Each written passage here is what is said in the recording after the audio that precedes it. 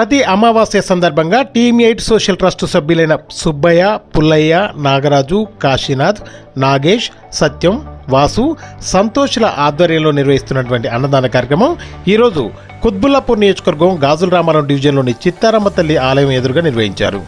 ఈ కార్యక్రమానికి ముఖ్య అతిథిగా చిత్తారమ్మ తల్లి దేవాలయం చైర్మన్ కూన అనంతయ్య గౌడ్ హాజరై టీమ్ 8 సోషల్ ట్రస్ట్ సభ్యులకు శుభాకాంక్షలు తెలిపి అన్నదాన కార్యక్రమాన్ని ప్రారంభించారు.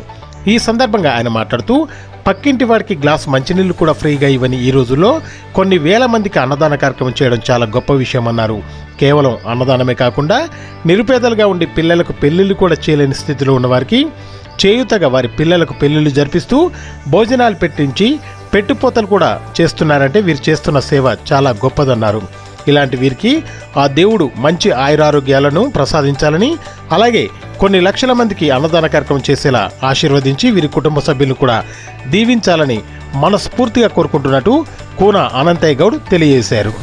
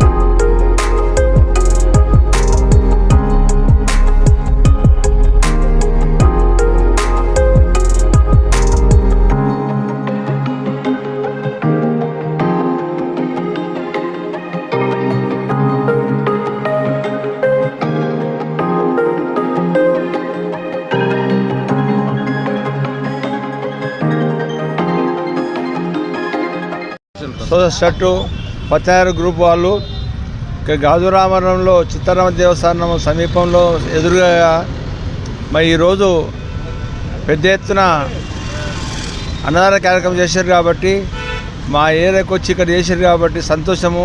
వాళ్ళకు మా ఇక్కడ ఉన్న అందరికీ కూడా వచ్చే వాళ్ళ కమిటీ వాళ్ళందరికీ కూడా మా యొక్క ఆలయ తరఫున మరియు దాదాపు ఇప్పుడు 8 సంవత్సరాల నుంచి కూడా ఈ యొక్క అన్నదాన కార్యక్రమం విజయవంతంగా ఎటువంటి ఆటంకం లేకుండా ఇదే మా టీం వాళ్ళందరూ సహాయ సహకారాలతో నిర్వహిస్తున్నాము. ఈసారికి దేవి ఆలయం ముందు గాజుల రామారం ముందు ఇన్ని సంవత్సరాల తర్వాత ఇక్కడ అమ్మవారు పిలిచినట్టుగా ఇక్కడ అన్నదాన కార్యక్రమం చేస్తున్నాం. దానికి చైర్మన్ గారు మరియు ఆలయ కమిటీ సభ్యులు కూడా మా ఆహ్వానం మేరకు మా దగ్గరికి వచ్చి మమ్మల్ని అభినందించడం జరిగింది. అదేవిధంగా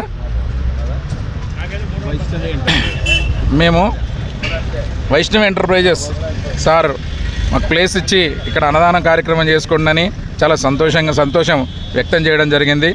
అదేవిధంగా ఎవరైనా సరే ఇప్పటికీ చెప్తున్నాం, పూర్తిగా నిరుపేదలైనటువంటి వివాహం చేయలేని ఆడపిల్లల వాళ్ళు ఎవరైనా మమ్మల్ని మా సభ్యుల్ని Fatehnagar team 8 social trust Fatehnagar ఎవరిని అడిగినా చెప్తారు.